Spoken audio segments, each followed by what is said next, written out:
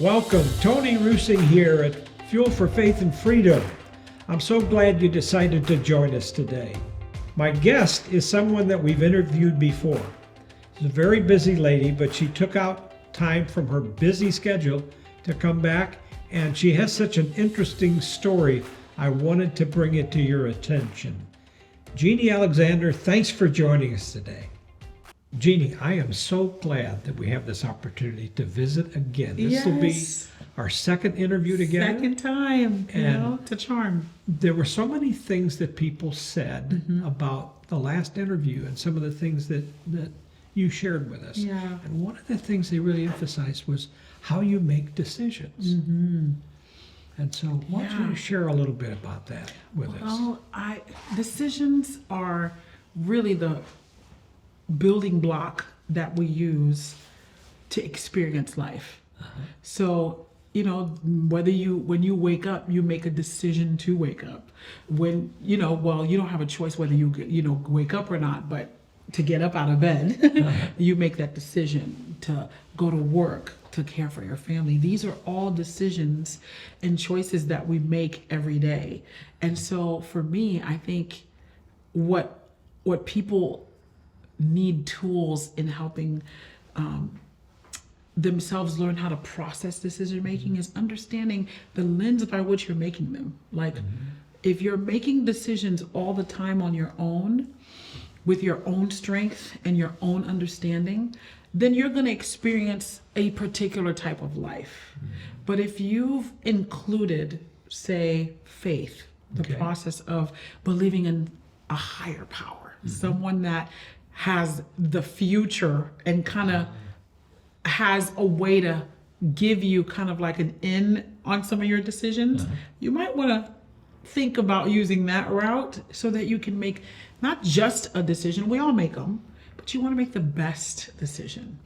And so I find that people who have a spiritual component to their life, a faith based life, those people, they're not perfect, but they almost seem to make the best decisions because they're not just getting up and making decisions. They're including God in their decisions. They're praying about certain decisions. They have a community of people who have the like-mindedness, if that's even a word, where they just get together and they, bounce ideas off of each other. It's so important that, you have a community with you because sometimes, two eyes are great, but four are better. And sometimes you need that different perspective when you're making a decision. When you and I spoke about this the last time, right? It was just before some very big decisions were made for us. Correct. And we ended up, I think, it was in December 2020. Yeah. And there was all of these things going on at that time that literally changed our world. Literally. Yeah. Made a big difference. Yeah. And I've learned in that change that if there's one thing you can't control, is change. Yeah, that's right. Change is coming. And in 2020, boy, did everything change. We thought, I remember thinking, this isn't going to last too long.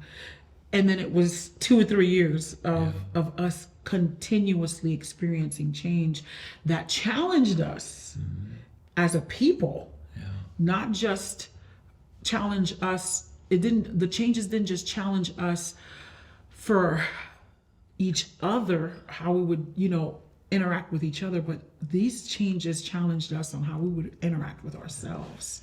Do you think that still is in place as well? In other words, the people that were able to still find a way to interact with others as opposed to setting themselves off and apart and staying in what I would refer to as a lonely position. Do you think there's a difference between how people have come through that? Absolutely, 100%. Like I said before, people who have a community and maybe had a faith-based community, they understood the importance of going right back into that because that is literally the source of life as opposed to being ostracized. And I think in the, previous interview, I said one thing not to do is, isolate yourself for too long, because then you start to lose touch even with yourself, because we are each other's mirrors. You know what I'm saying? Like, you won't have a clear perspective of yourself if you're constantly with yourself. You need someone else who's going to be able to fully see you and give you a great response of how you are being perceived. And I think that's, those of us who bounce back into that, really bounce back better than we were even before the pandemic. It's almost as if we look for genuineness by recognizing it in others. Correct. So when we were talking about decisions and you gave us some wonderful insights into how to do that and do it better, there are so many people who procrastinate, who wait, and they find themselves feeling really uncomfortable. Now, they talk about success and all these other things, but there's still an emptiness there. And the procrastination is a big part of it. They just can't make decisions, and they worry when it comes to change, how they are supposed to go into the next step. Right. I mean, I can completely understand that. People procrastinate out of fear. They don't know the outcome of their decision, so they don't make a decision, or they wait on, till the last minute to make a decision, or even the past point. And so my encouragement to someone who struggles with this is understand that the currency that you have isn't really money. Our true currency is time. Yes, that's good. We don't get that back. No, we don't. you being, procrastinating and waiting, you're losing time. Oh, you sure are. And so one of my encouragements would be, okay, now don't get freaked out by this and start making crazy decisions, but make the decisions. Don't sit and wait for things to happen to you. You happen to the things. Right. And so I've learned that people get to this point when they understand and have a clearer vision of why they were put on this planet. I think people procrastinate a lot, or people who struggle with procrastination, I find that they have a purpose issue. If you know what you're supposed to do, if you know why you were born, if you know and you have a mandate on something to accomplish in this planet, then you don't have time to procrastinate. Sure. Procrastination is not your friend, because things have to get done. And decisions, I find the decision making process for a person who has purpose becomes much faster, much easier, because they have a goal and a purpose. So I would encourage those who find that they are having issues with procrastination or decision making, maybe you might need to figure out your purpose. It's almost as if that they get anxious because things are changing and they're happening so fast, and things are happening fast. They are. Now, I go back to when we did our first interview. I think you were relatively new in the role that you have now. So how have you changed in the time since that first interview back in, I believe it was December 2020? And I had just moved June 2020. Okay. So, I mean, when I tell you I was in a new community and then the world shut down. And then we were slowly picking back up. But I'll have to say that slowing down for me, because I had just come from such a fast-paced life that, I know a lot of people struggled with our pandemic, but I found that I learned so much about myself, and I learned so much about the beauty of a Sabbath. I feel like God gave the world a Sabbath. Yes. Like, everybody stop.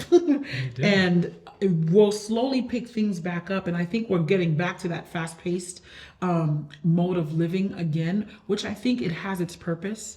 But I feel like I don't want us to, I think what changed me the most is understanding the beauty of resting in God. Okay. Learning that fast pace isn't always good for the soul.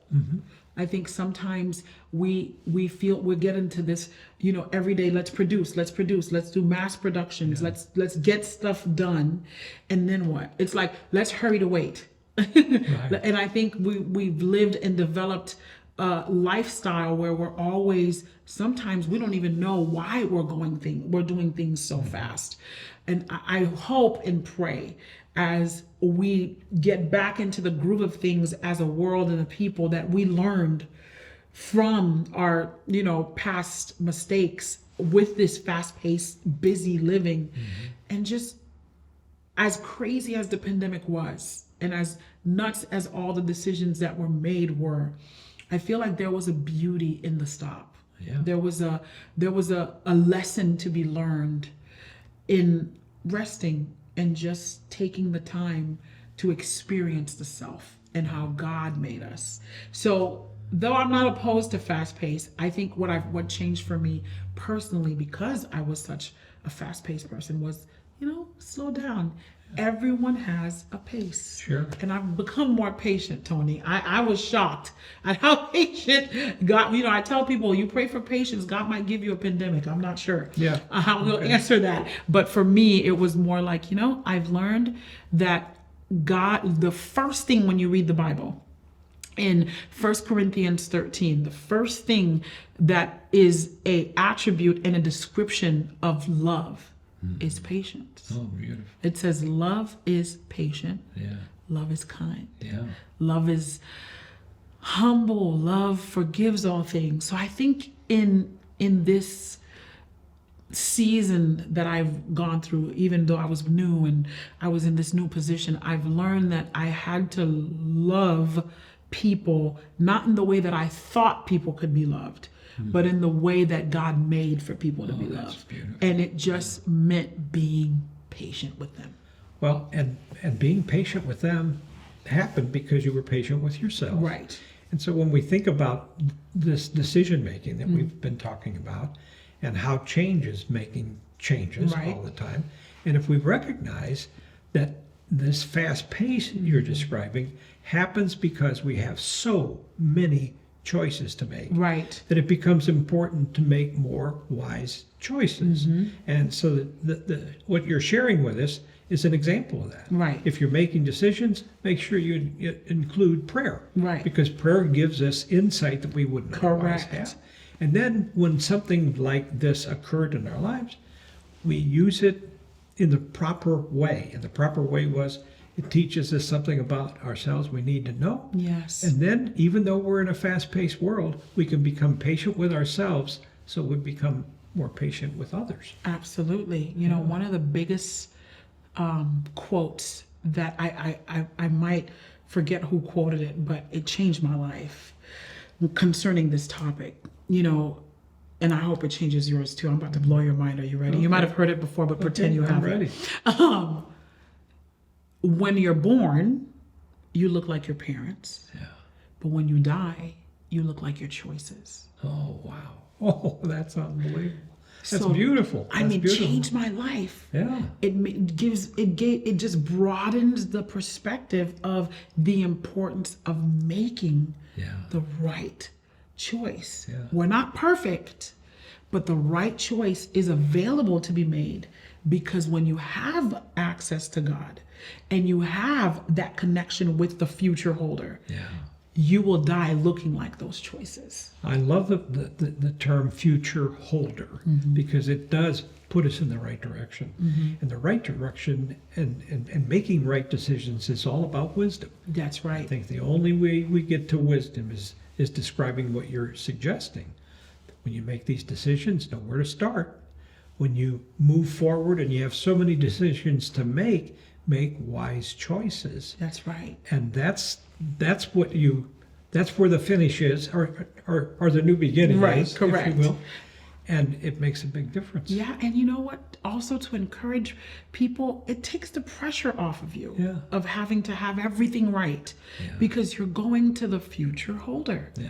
And so when you go to him and you place him in the right position to help you make these decisions and choices, then the pressure's off. It's not, I've got to rush and do this and I've got to get this right. It's more like, you know what? I'm following God, and I really feel led to make this decision. And it's just peaceful. It is peaceful. One thing that I'm reminded of is all things are as they need be. That's right. And that is saying that if I'm patient, it's because I'm trying to move in the right direction and I'm being obedient. That's and I'm right. surrendering my will to God's will. And if that happens, I think it makes a big difference in our lives. Absolutely. And when that happens, we really experience love because love is patient. Someone told me that when you take the Beatitudes, love is kind, and you just take the word love out and put Jesus there, it is love. That's right. And it put Jesus in each one of those statements. That's good. And all of a sudden, it really brings it to life. I love it because I love that you just said that because God said what? I am the way, the truth, And the light. and the life. I mean, it's all full circle. And so, I mean, people tell me, well, why are you so joyful? Well, I've got the life. Yeah. That's Why it. are you so patient? Well, I've got the life. Yeah. And it's not easy, Yeah. but it's right. And God never said it'd be easy. No. But what he did say was we can be obedient. And if we are, things are going to be different than if you're not. That makes a big difference. A huge It really difference. does.